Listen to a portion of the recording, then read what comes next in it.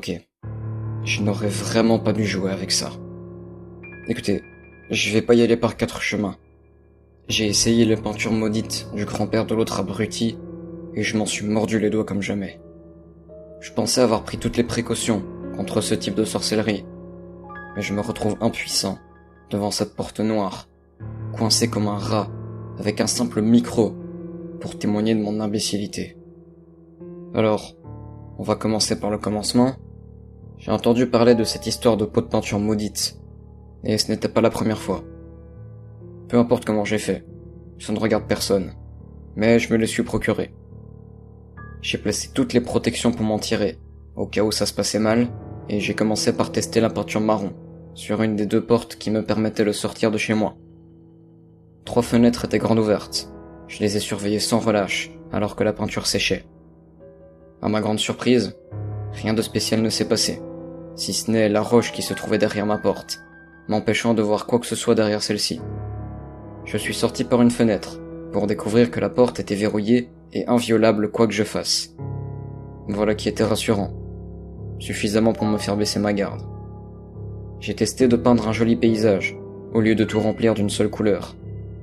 Manifestement, ça ne fonctionnait pas, étant donné que la roche était toujours là.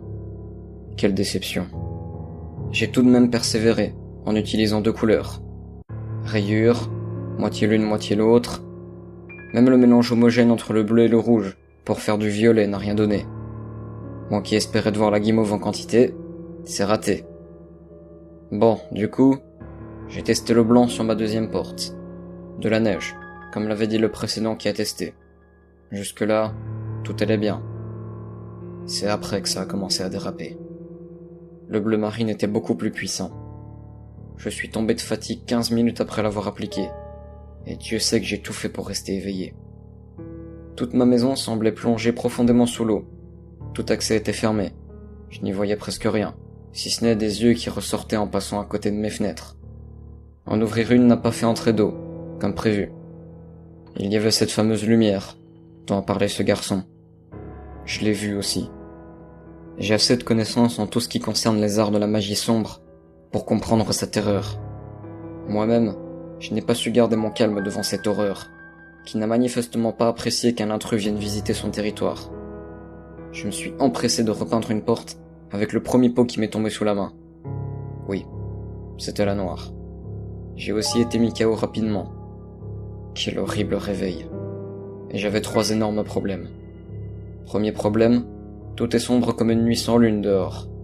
Je n'ai plus d'électricité, et mes bougies se font systématiquement souffler au bout de 3 minutes. Deuxième problème, c'est ce qui se trouve à l'extérieur. Il y a une personne encapuchonnée qui rôde. Je ne peux pas voir son visage, mais essayer de lui adresser la parole a été la pire erreur de ma vie. Il s'est figé un instant, et a commencé à écrire quelque chose sur un petit bout de papier, et l'a posé contre une de mes fenêtres. Il était écrit 10 cheveux, pas un de plus ou de moins. 10 dents, pas une de plus ou de moins. 10 doigts, pas un de plus ou de moins. 10 grammes de chair, pas un de plus ou de moins. 10 centilitres de sang, pas un de plus ou de moins. Délai accordé, 3 jours. Prix, liberté. Qu'est-ce que c'était que ces consignes?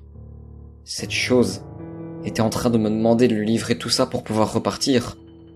Il en était parfaitement hors de question.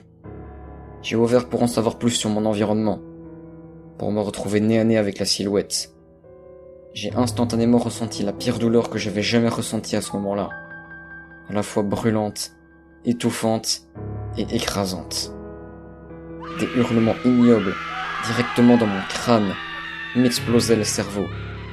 Ça me paralysait, m'empêchant de bouger. Le luxe de l'évanouissement ne m'a même pas été permis. J'ai donc dû attendre de m'habituer suffisamment pour enfin pouvoir ramper vers ma maison, après ce qu'il m'a semblé être une éternité, et fermer ma porte.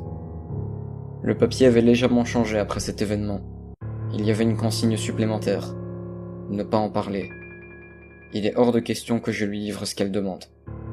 J'ai alors pensé à un moyen de m'échapper, et j'ai attendu le dernier moment pour le faire, pensant la prendre au dépourvu.